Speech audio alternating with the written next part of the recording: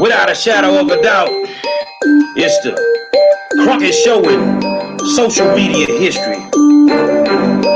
I want to welcome you to the War Zone. I got my co-host, Donovan Sadiq in the building, the Queen, Demetra K,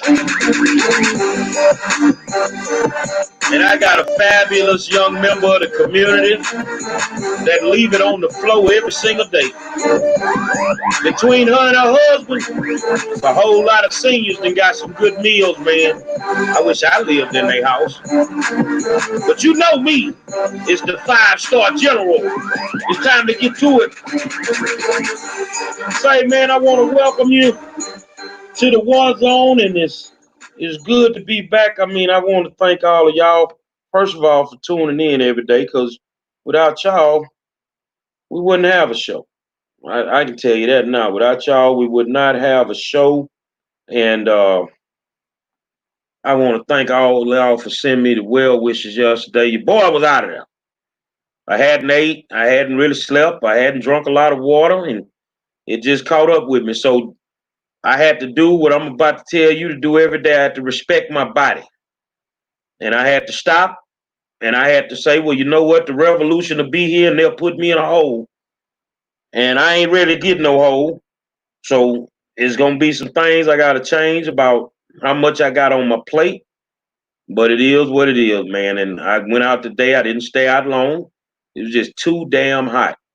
I did not stay out long, but I was able to get out and be effective and run into some folk, man. But, you know, I just open it up and then I turn it over to the Queen. What's going on, girl? So, hello, everybody. Once again, welcome to the War Zone, and we are glad that the 5-star general is back up and running. And as he said, there's nothing more important than you. The revolution is always going to be here, but you won't if you don't take care of yourself. And so we are glad that you are back in the saddle. So before we get started with our very distinguished guests, rather, what were you doing yesterday at 3 in the morning?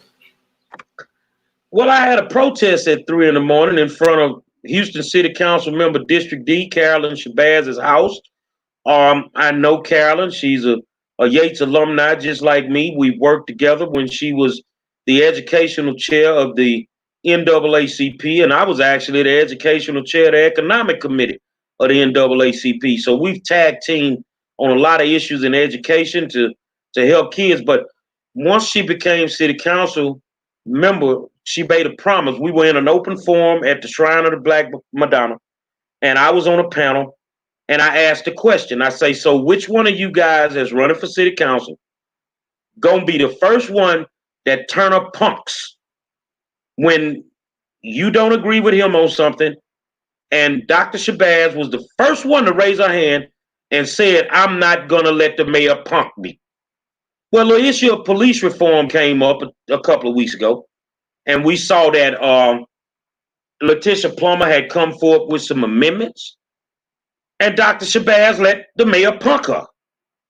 So when that happened, and then people started going to these open forums, you know, virtually to have discussions with city council, and they refused to listen to these people, then I said, well, you know what? I know how to make you listen. So I decided to do a protest at 3 in the morning. I made a special request, make sure that my eggs are over easy and you got some biscuits, because y'all taking all the bacon, so I ain't gonna get none of that. So, you know, automatically we were out there at 3 in the morning. The numbers wasn't big, but at the end of the day, let me tell you what the strategy is, because I'm not ashamed or shy to let people know I'm not even talking to her when I'm standing in front of her house. I'm talking to your neighbors. I'm talking to your HOA. You're going to have a problem if this crazy Negro keeps showing up at 3 o'clock in the morning with all this noise. And then at 7, after, I think tomorrow at 7, I'll have my bullhorn. So, you know, that's the reason I was out there, because bottom line, you don't ever have to have a conversation with me, but you will listen to the citizens of Houston that voted you in, because you do not work for the mayor. You work for the voters. So did you ever get a response from her? Nope. Let me tell you how vindictive these people are. They ain't gonna talk to me. And I'm gonna just keep coming. I ain't got nothing else to do. I'm gonna keep coming. So, our distinguished guest that's here tonight, I will make her aware that if you ever end up in elected office and don't do your job, I will be in front of your house. I'm gonna remind you that you said you were gonna do something and you need to get it done. And the only thing I'm asking is that she takes the time out to listen to the people. I can't guarantee that she's going to do anything, but at the end of the day, you're going to listen to the people. Because if you don't, then when you're in the church and hallelujah, hallelujah, and you hear me outside, come on up out of here. God want me to talk to you right now. I'm going to be in front of your church. When you're in the bathroom, oh, I need to clean this off me. Yeah, I'm going to be there when you're taking a shit. I'm going to be everywhere you are if you are an elected official. You are going to do your job. All right. So with that, why don't you go ahead and introduce our guest? Our guest tonight is a fabulous young lady that, regardless of public office, she's a true public servant. She's a true public servant. Whether y'all know it or not, win, lose, or draw, District B race, her and her husband have been out making sure that seniors in the community have been taken care of. She's in the kitchen cooking for them herself. She ain't getting out there, which I think is the smartest move. She's not out there buying all that fly food. She's cooking good, healthy meals for the seniors. But in case y'all didn't know, she actually ran for city council in District B, and that's a race that's just all over the place right now, and she's in the middle of some litigation in regards to B. So there are gonna be some questions that we can't ask. We will respect the pending litigation. So, but this is Renee Jefferson Smith, man. When I did my research on this young lady, I was thoroughly impressed. When the pandemic started, I mean, she took it upon herself, her and her husband, to get out and take care of the seniors in her community. And she lives in the community, Jerry Davis. She does not live at an empty lot or a trap house on Pickfair. She actually lives in the community that she wants to represent. So I want to introduce you to Renee Jefferson Smith. How you doing, young lady? I'm doing good. How are you? Oh man, I'm good. Just ride the train. I know I get a little loose at times, but I want you to give the people a little background on you. Where you come from, what your college background, different things like that, so they can get brought up to speed. Okay, well, hello everybody. It's great to fellowship with you all, especially on this side. I've had an opportunity to watch the show many times. And so it's just, great to be able to join you tonight and talk about issues that are going on in our city and bring everybody up to speed on what I've, been currently doing. So I am a Houstonian. I grew up right in the Acres Home community, born and raised. Was born at Citizens General Hospital that sits right on the outskirts of Acres Home. And I currently live in Trinity Garden with my family and my 3 children. And as Jerry mentioned, I was a candidate for Houston City Council District B. I attended Texas Southern University and finished up my degree at University of Phoenix. Many of you may know my story. Just sharing with you guys how I ended up having triplets, worked in the oil and gas industry at ExxonMobil, and now I'm a small business owner. And so, whatever questions that you have for me, I'm willing to answer. If there's anything that I personally cannot touch, I'll let you know, because we are in the middle of a lawsuit right now. But again, it's just really great to be able to be here and to engage with those individuals that are watching us tonight. Well, let's get to the questions. We jump right into it. What made you want to run for city council? That question. Well, I'll tell you, I personally never planned to run for city council. I think I was amazed myself once I finally made that decision. It's not like I grew up with going into public office on my radar.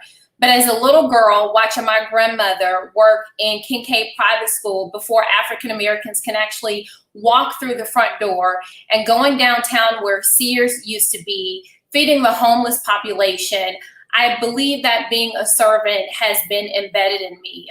As a little girl, I've always wanted to help. And so, having that exposure to different economic opportunities outside of my community, but living in my community, I realized that there is a need here. There is a need for more economic opportunities here, a need for more educational and training programs here, and a need for more affordable homes here. And I personally feel like we need to bring that balance. There are a lot of people that have moved away from the community, and we need to create opportunities to engage them, to bring them back into our communities. So at that point, I made a decision that I was going to run for office, and I think the rest was history at that point.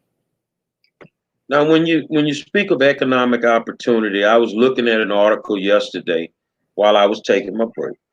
And according to the article and the data that was presented, only 0.05 of the contracts that should be awarded to small businesses in Harris County actually go to minorities. What is your ideologies on that?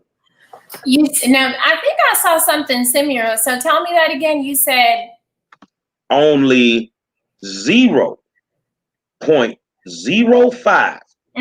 of the contracts that should go to minorities right from the county and the city are actually even awarded to minorities. Well, of course, we know that has a lot to do with politics. That has a lot to do with relationships.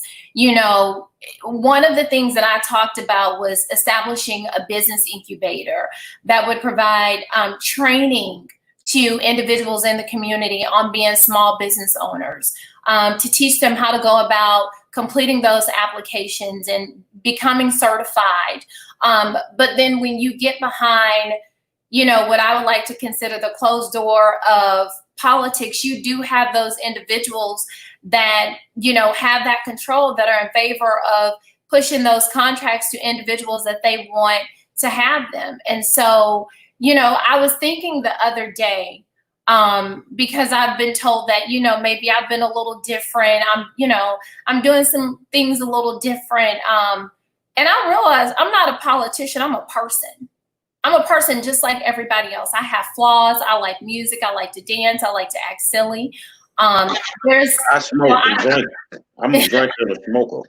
Well, I'm not any of those things, but I don't want to live up to the stigma of being a politician, because people hold you to the standard and they forget that you are human. But I think that you have to do everything with dignity, integrity, and respect when it comes to serving the constituents in your district and being fair. And I think that a lot of people end up moving into office and forgetting that aspect of actually being a servant. Well, I'm gonna say this here. We got comments coming in, and of course, everybody wants to know about the District B race and why you didn't file a lawsuit prior to the race instead of, doing it after the race. And I'm not going to answer this question for you in any regards, but, I've run for public office, and I think that to a certain degree, when we go to fill out these applications, these people are supposed to vet us at the end of the day. They're supposed to vet us. They should know who can go in here and do this, but, my question from Shaniqua is, and Dawson, and I good people, is why did you wait to file a lawsuit after instead of before the race, if you can answer that? So let me just say this. A lot of people look at the District B race and they only see the surface of what happened. They don't really know what happened prior to. So it wasn't about waiting until after the election to file the lawsuit, we actually made the city aware of the situation prior to then. And what people don't realize is that I wasn't the individual that actually made them aware of it.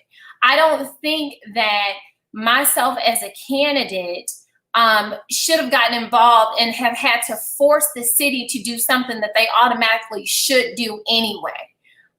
I mean, there are so many of us that actually knew the situation, and we just knew that the city and the county was going to take a stand and do what they were supposed to do. But the city was actually notified prior to the election and prior to the lawsuit. Again, you have to look at the relationships that are currently there, the relationships that are established. And so I felt like I did my part, and I stand with that. Donovan?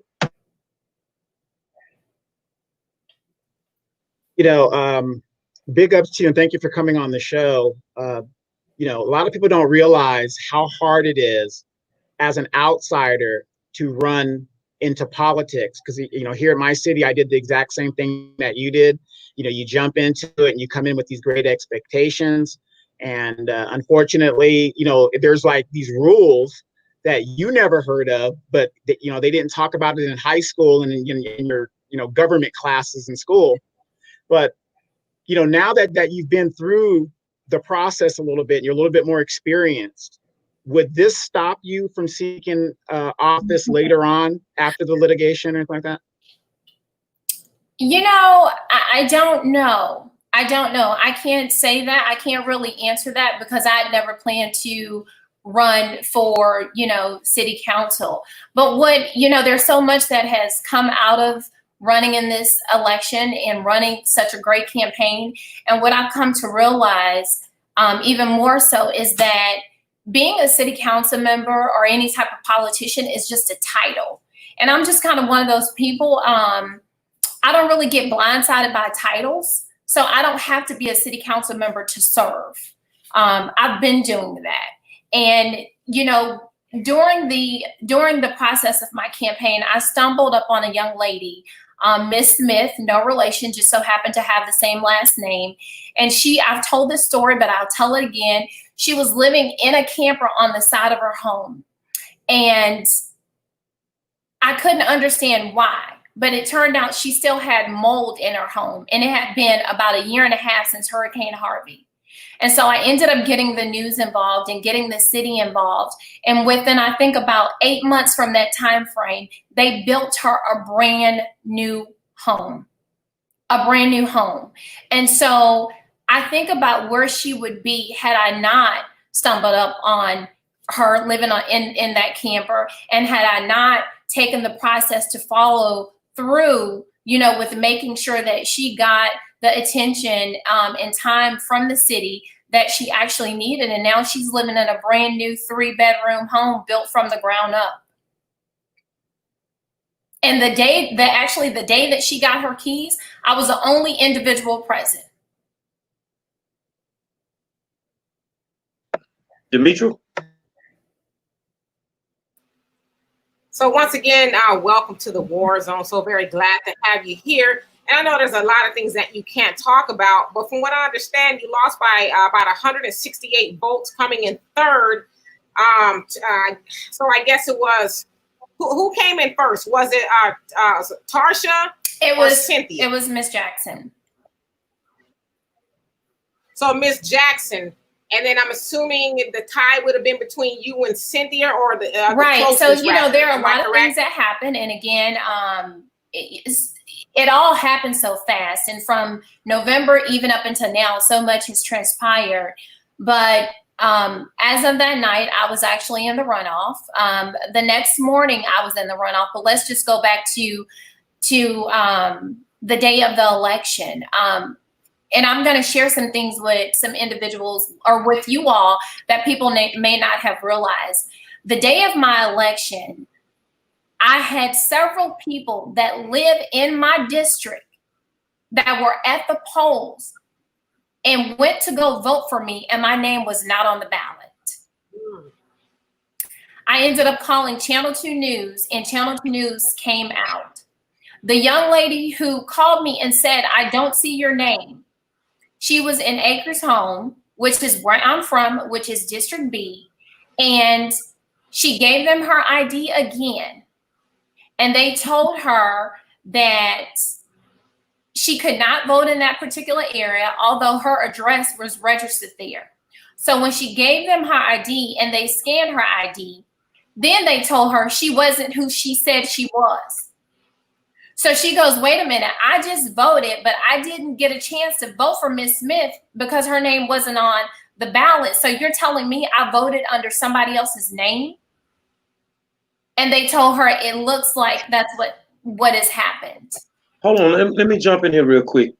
So you saying they said she had ID, she couldn't vote there? Initially, they said that she couldn't vote there, but she informed them. That's a lie. You could vote anywhere in the city of Houston. But listen, they told her she couldn't vote there because she wasn't registered. But she told them, I've already voted. And she brought them back to remembrance, like, I just came through here, I voted, I was looking for Miss Smith, her name is not on the ballot. And so then they go, well, if this is the ID, this is not who you just voted under. So she voted under somebody else's name. Then we had another lady here in Trinity Garden who looked for my name on the ballot, and my name was not on the ballot. So then let's go towards the end of the night. They moved the votes. They moved the votes and they counted them by hand. So from the end of the night, from the middle of the night to the next morning, I think it must have been about 7:29, 7:30. All of a sudden, I wasn't in the runoff anymore by 163 votes. I came home. I laid down because I was up all night, and something said, well, just keep your phone on just in case somebody tries to call you. And so I remember laying down, and you know how you wake up and you're really not sure how long you've been asleep?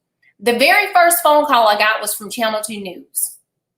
And they wanted to know if I had any more problems at the polls. I said, well, no. I said, maybe one or two individuals ended up calling me. And they go, well, how do you feel about Cynthia Bailey being in the runoff? And I go, well, Cynthia Bailey's not in the runoff. I said, I don't think all precincts have reported. And they said, no, all precincts have reported. I go, well, I'm not really sure about that. I said, I need to speak to my campaign consultant. And they go, well, would you at least like to give a statement? And I go, no. And they say, well, just to let you know, we're going to follow this story because we have been following it since before the election. When I hung up with them, I got at least 25 phone calls from politicians, from individuals saying, what are you going to do? And so that's how we basically got to where we are now. So basically you feel like there was some underhandedness, if you will, going on with the ballot. Is that correct? Absolutely. Absolutely. I stand by that for sure. And I'll say that. I really do. Congratulations to her, but absolutely. I really do feel that way. So let me also ask you, it is known, I guess, that Cynthia Bailey is a convicted felon, and it sounds like maybe she shouldn't have been able to run, if I'm not mistaken. So, in your opinion, why is that allowed to happen? Why is she allowed to still be in the running for District B? I really don't know. And so let me clear the air too. I don't have anything against convicted felons. Know plenty of them, have them in my family. We all have them in our family. Nobody is perfect, not even myself.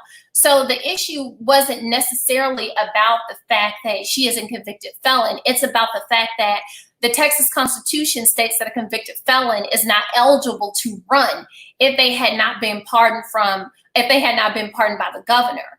Cynthia signed on her affidavit that she was not a convicted felon, number one, and she got on the witness stand and testified and said that she had not been pardoned by the governor. So I have the same question that everyone else has.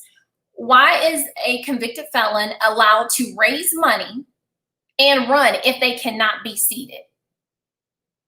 And so, you know, there's this ambiguous type language that is used, but then also, you know, when you go back and you look at similar cases where individuals have been seated or they may have won their election, they were removed from that seat. And so also what people need to realize is you may have been convicted of a felony, but that may not mean that you have served prison time. Cynthia has served prison time on more than one occasion. And so that's the difference. That's the difference. I'll jump in here. Now, Demetrius say, why was that allowed to happen? It's simple. Lily Sector, who's over the Democratic Party, who has allowed Jared Davis to be on ballots, knowing full well he doesn't live in the district that he represents, knowing full well that the address on his driver's license is to an empty lot. These people want certain people in office. And when you doing that type of stuff, it's not that you give a damn about the person you want to put in office. You got some underhanded trickery going on. So I'm gonna tell these folk here something that's sitting here looking at this here and telling, you know, making comments like Renee Jefferson Smith needs to let it go. No, she does not need to let it go. When you take your hard-earned money and you run campaigns and you run them the right way, regardless of what was said or what was done, you don't deserve to be cheated. Now, I will go on record and say that based on the information I know, she is definitely right. Her race was jacked up. The numbers were played with. That whole election cycle was just straight BS. You allow Sector to run the elections and not Diane Troutman? How does that happen? Then all of a sudden, not just Renee's race, Elvante Patton's race with Alma Allen, numbers played with. Rodney Ellis and my girl, who ran against Rodney? I can't remember her name. Maria T. Jackson. That race was played with. Now I'm gonna say this here, and I don't care if people get mad. The District B people, you can take it any way you want. Based on your responses, the fact that you don't get it some days, you don't have a problem with District B being messed up. You don't have a problem with your crime way through the roof.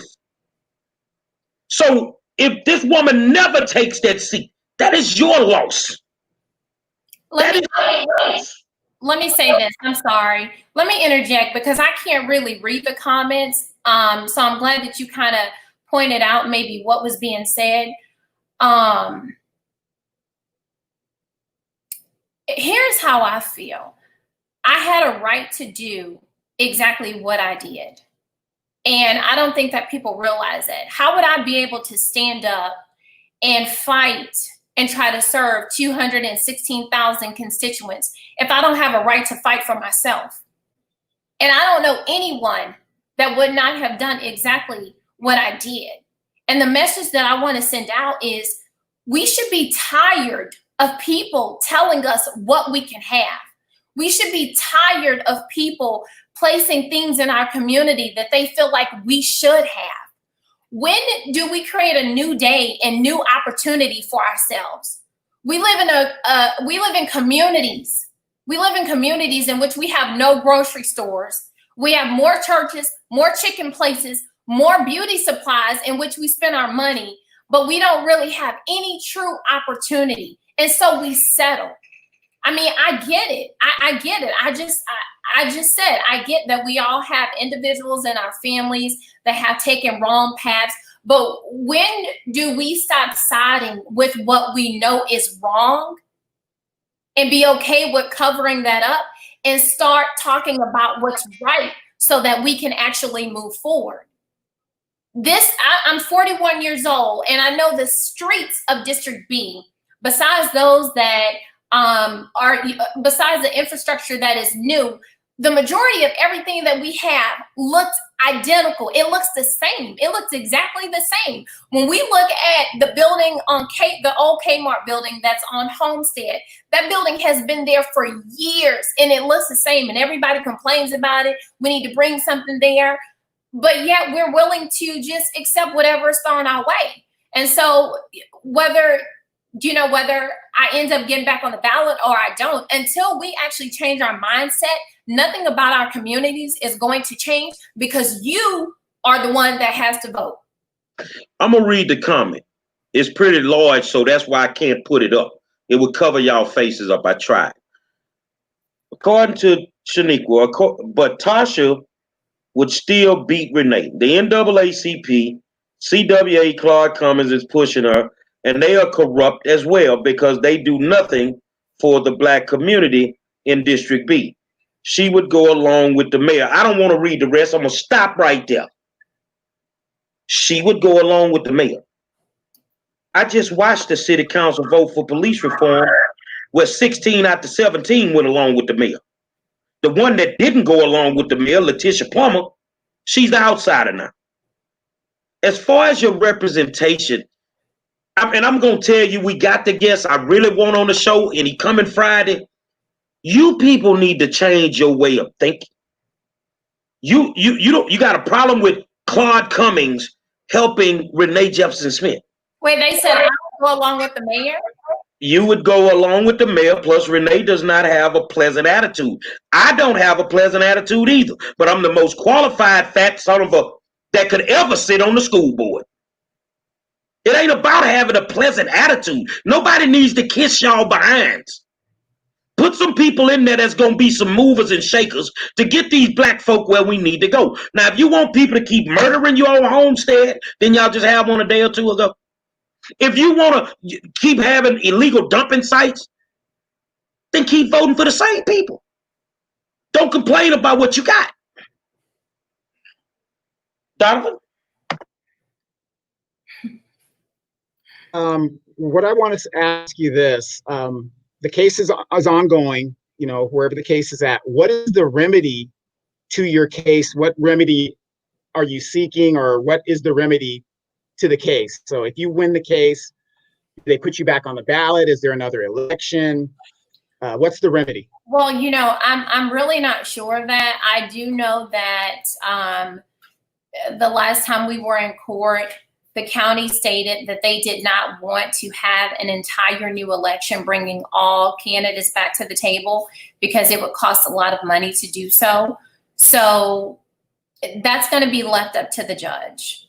And that's all I know. It's left up to the judge. Ms. Dimitri?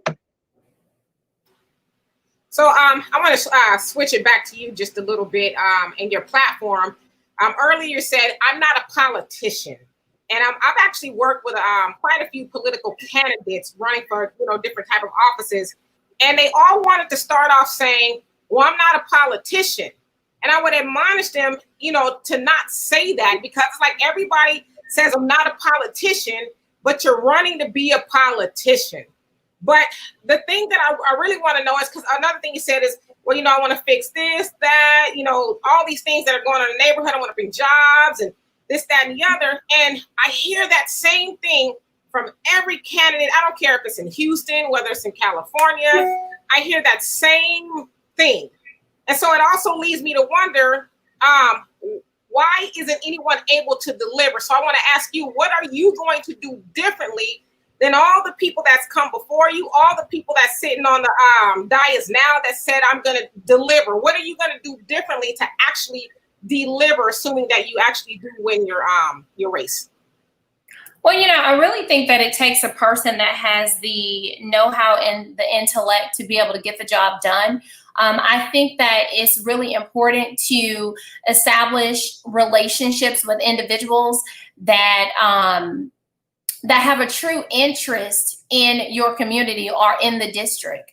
And then, of course, listening to the needs of the constituents, listen to the voices of the constituents.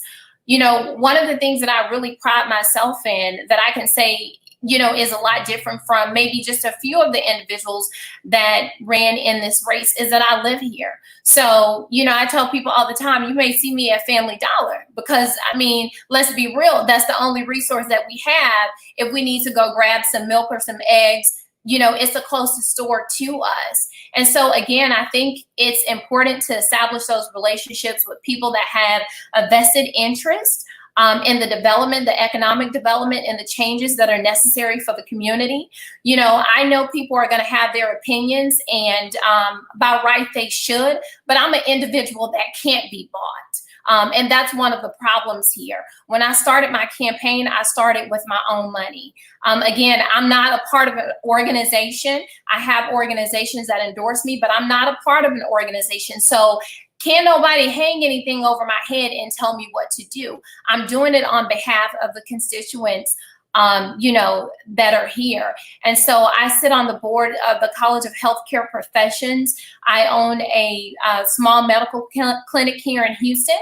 I have 3 children. And so I'm able to look at the needs of the children and look at the needs in Monroe. Of course, you're an expert on, at this, but just look at the system, the education system, and the breakdown, and how we have no trades in our schools, and how kids are looking for opportunities, but yet when they go get in trouble, we complain about it. Well, hell, let's be real. They don't have anything to do after school.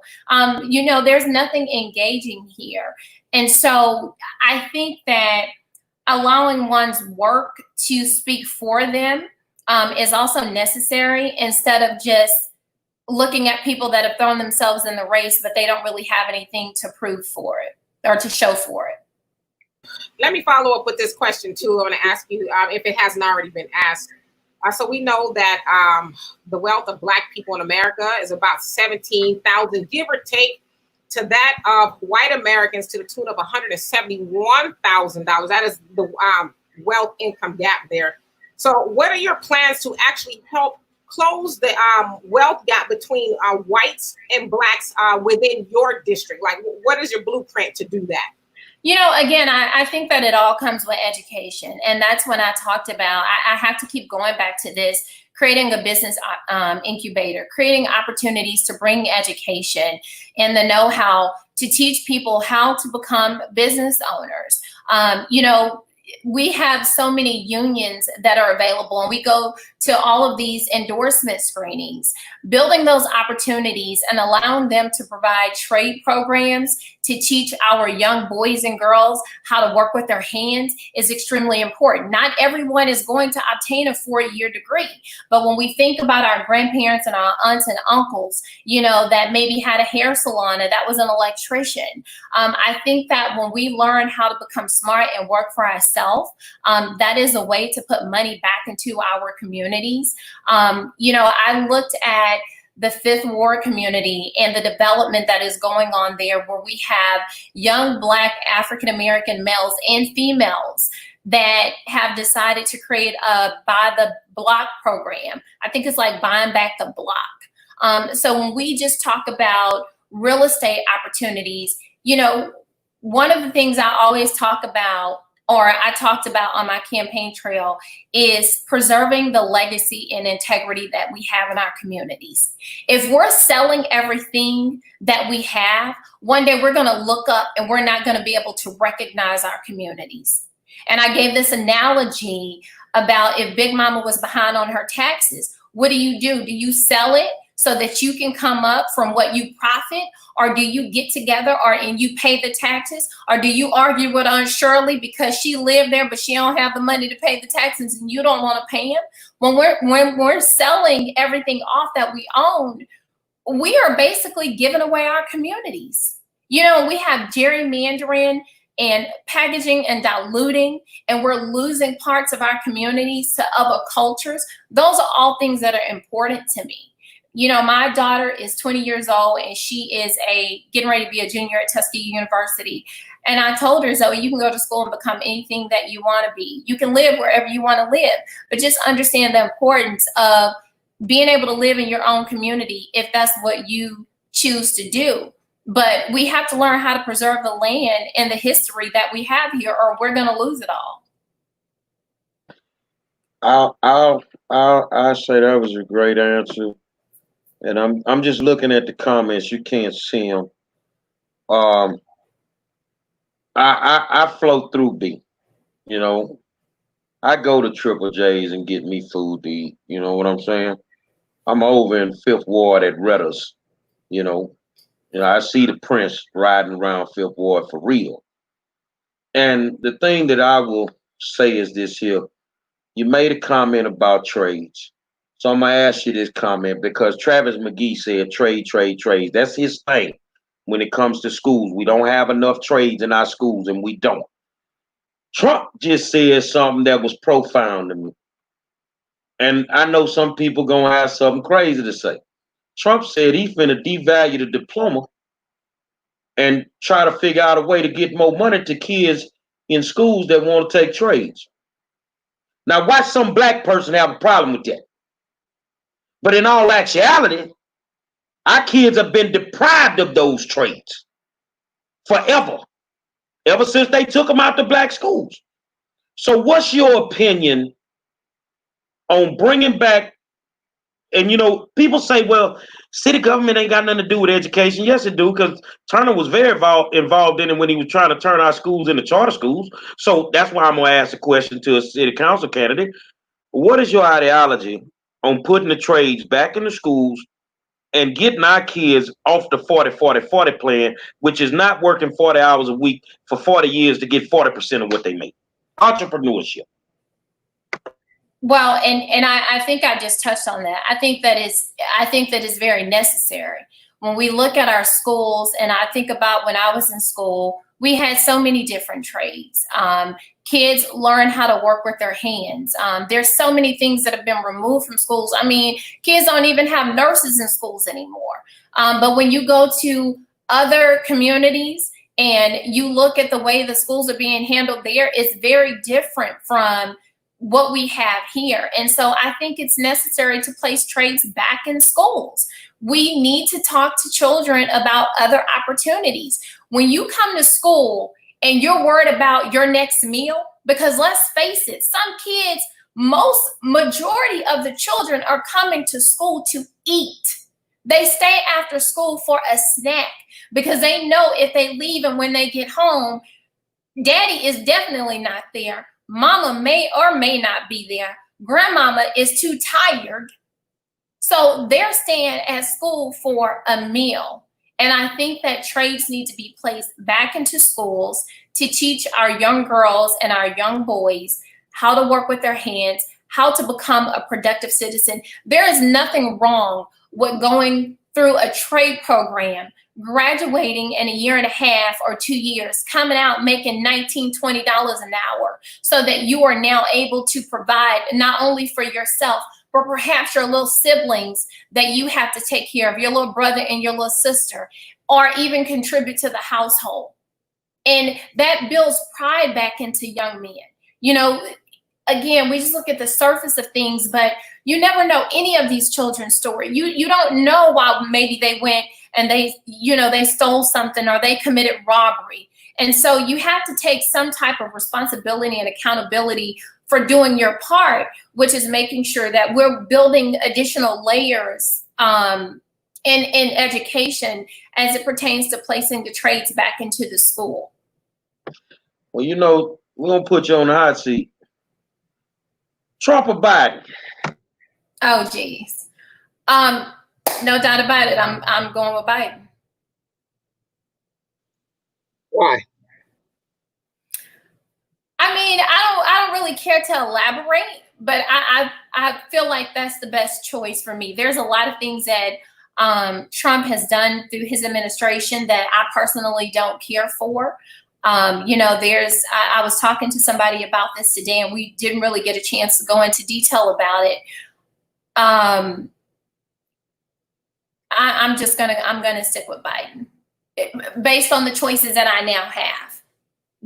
I mean, he wasn't my very first pick, but out of those two, I think I would stick with Biden.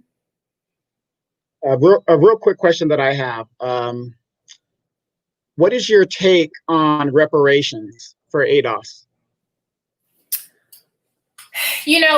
It's funny because my husband and I had this conversation, and it was a big debate in terms of reparations. And do I personally feel like we're due reparations? Absolutely. Will we ever get them? I'm really not sure. But again, I think that, you know, we have to look at creating our own opportunities. We have come a long way, but we still have such a long way to go. We have a very, very long way to go. And there's some people that feel like we have been given opportunity at reparations. I personally don't feel like it. I don't feel like that. I feel like every opportunity that one gets, they are looking for ways to consistently hold us back, And it's happening every day.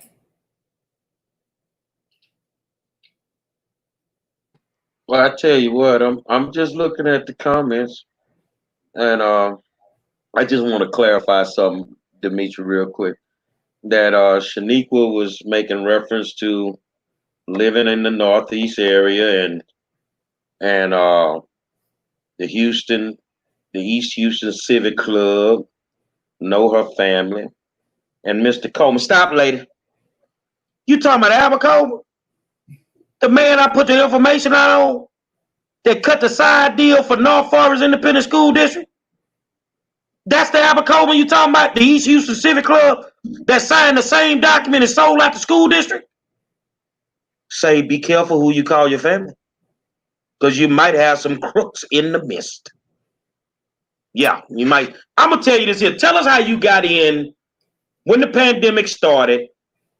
How did you and your husband get to the point where you just started cooking for all these seniors, man? Well, we never stopped. It's real simple. We never stopped. You know, of course, during the holidays, all campaigns and elections, everything kind of slows down. You know, I have a relationship with the seniors in my community. So I talk to them, they call me, I visit them. It's not just about campaigning. So it was very easy because we never stopped. I know where they live. We personally delivered to them, and it's a need. You know, when we look at the hours that the grocery store went on, or, you know, everything was just kind of limited at that point. We have many seniors that, number one, don't have transportation. Number two, are not going to take public transportation. So although there were a lot of food drives and mass drives and this and that, they're not coming out for that. So sometimes you have to go directly to them. And that's basically what we did. You know, just put our money together with a couple of other individuals, got in the kitchen and cooked, because cooking is what I do. I have 3 kids. I have to cook, and went out and fed them. I mean, I don't have a calculated answer for that, because that's just what I do. That's basically it. And I've been doing it. And I think that's what people don't realize. You know, I know it appears that I'm the new girl on the block, but see, I've been doing what I'm doing in my community. I just didn't take pictures and publicize it, but I've been doing this. So it's not new to me. I've been involved in politics, but more so on the donating side, donating to other people's campaigns. So all of these things are it comes very natural for me. And I guess that's the one thing that I kind of despise about being a candidate, is that you have to take pictures and you have to show people what you're doing because they want to see it. But this is what I've been doing, and it's not for any type of public recognition or anything like that. I spent yesterday, I believe it was, with my 82-year-old grandfather at rehab. And I take pride in making sure that I'm doing the very best that I can with my grandparents, because I would not be the woman that I am today if it were not for them. And so I want to encourage those that have grandparents, and you have older aunts and uncles, and your mother and your father, spend time with them.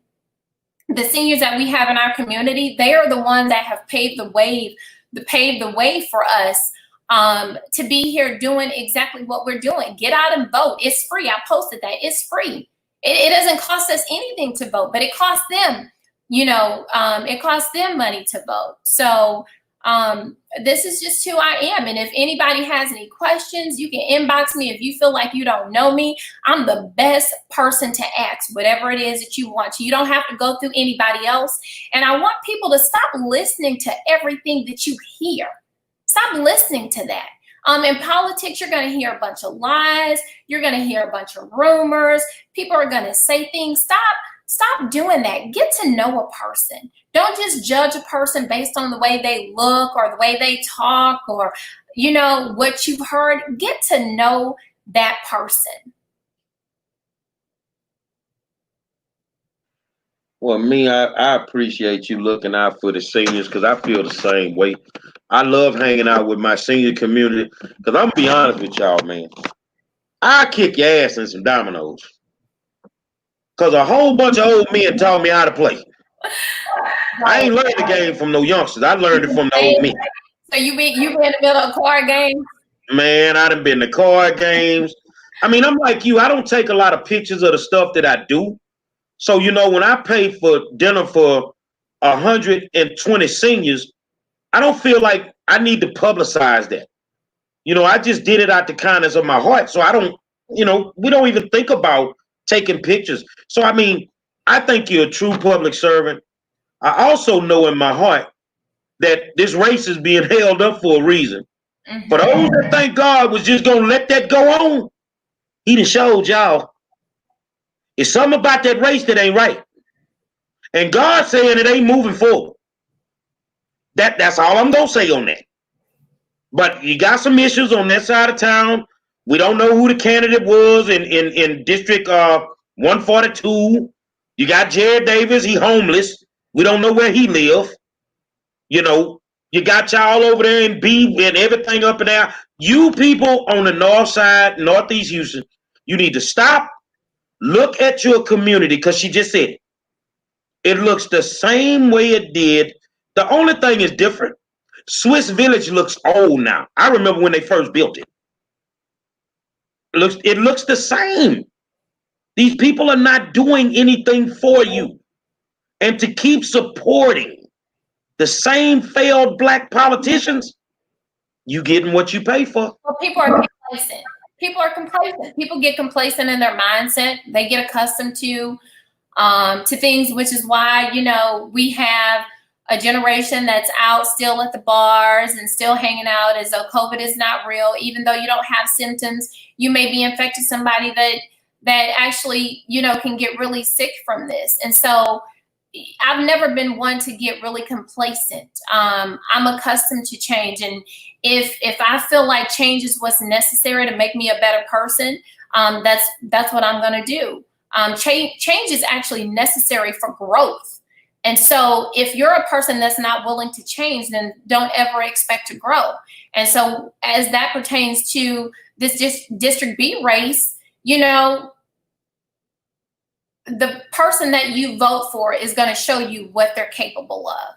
And it's not whether about how long you know them, who know them, if you went to school with them. It's about the person that you feel like is the very best for that position.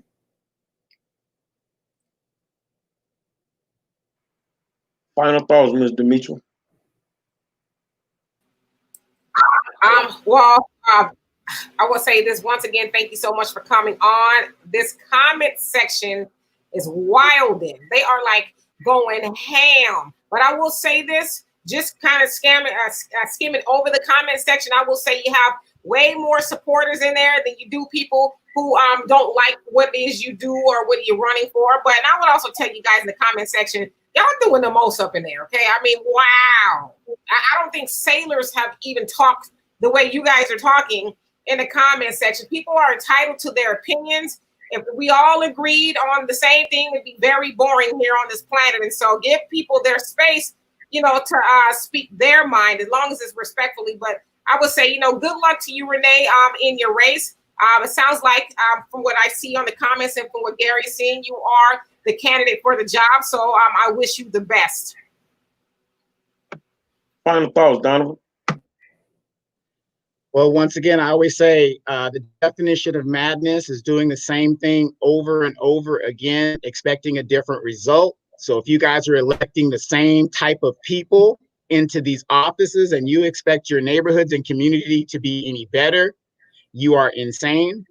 And Ms. Renee, again, thank you for coming on the show. I wish you luck. I know what you're going through because I ran for office and there was a lot of shenanigans going on in that. And I believe that your situation needs to be addressed to the satisfaction of all parties involved. You have a right to a fair election.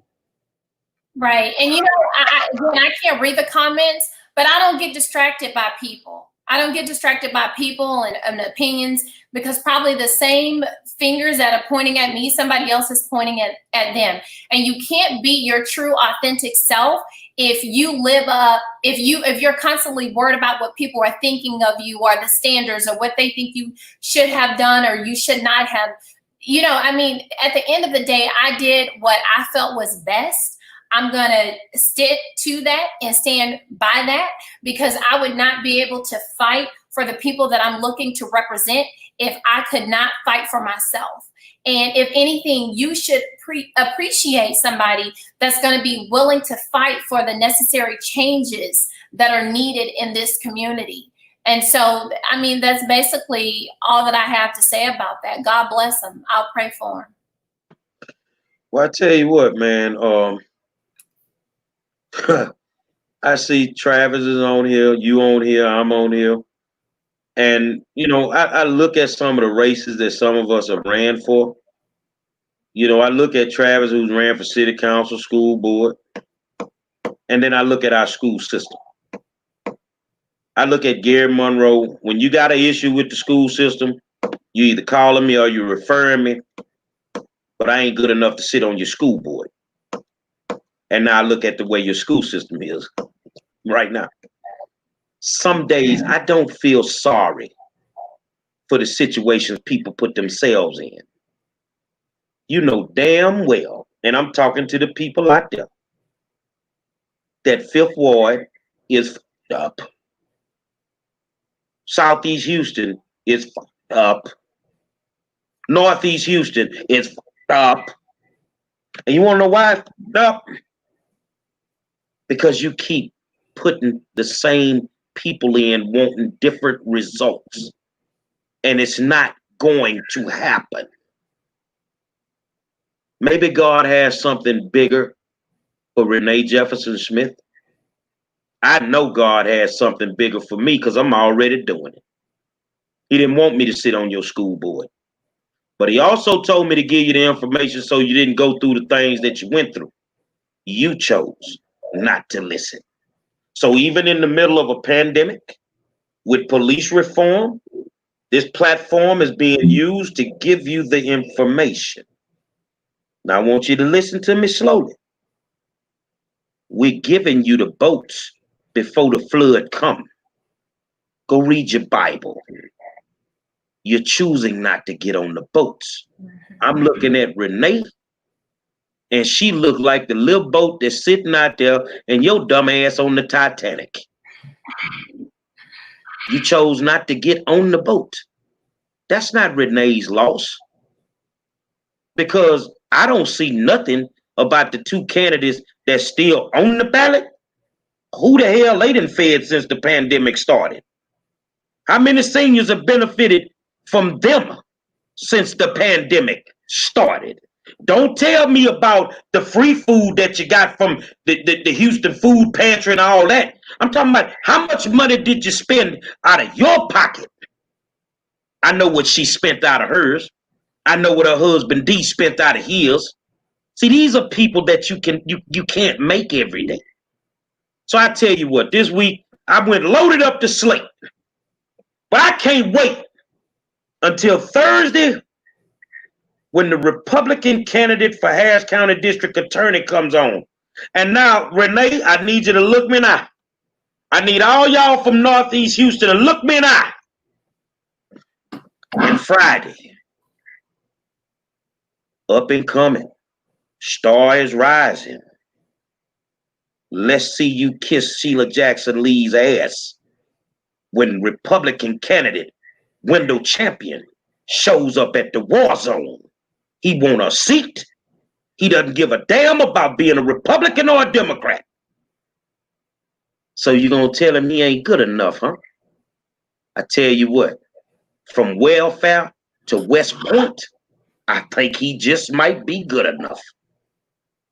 I think he just might be good enough. And it might be time for the Congress lady to sit her ass down, because she is not beyond being told to sit down. The millennials want to run it. Give them the keys to the Porsche, because we're dealing with a hybrid breed of living right now. And it's time for a change. And these old Negro spirituals that want to say that they politicians, you ain't getting it done. I'm tired of hearing it. I don't want to kick it with you. You politicians ain't my friends and you ain't my partners. And you already know what it is with me, Donovan and Demetri. I'm waiting for the next Trump rally. Anyway, I'm going to get my Make America Great Again cap, because I'm tired with you professional Negroes that ain't doing nothing but lining your pockets off the back of poor black people. But the problem is the poor black people have to wake up and understand what these professional Negro politicians are actually doing to them. But if you don't want to wake up, especially in that presidential race, and no slight to you, Renee. Sing it with me. Joe Biden gonna hit you with the dick. Joe Biden gonna hit you with the dick. Joe Biden gonna hit you with the dick. I hope you got some Vaseline for Joe Biden, because he coming. Say, man, it's what it is, bro. Another exciting evening. Live from the War Zone, my co-host, Donovan Sadiq, the Queen, Demetri K, and our fabulous guest, Renee Jefferson Smith. And you already know who I am. Average recharged on the 5-star general. But this week, I'm bringing my Republican homies to the War Zone. Get a seatbelt. So we finna set it off. You either want to get to the money, or you want to keep thinking about getting to the money. Until tomorrow, I'll holler at y'all.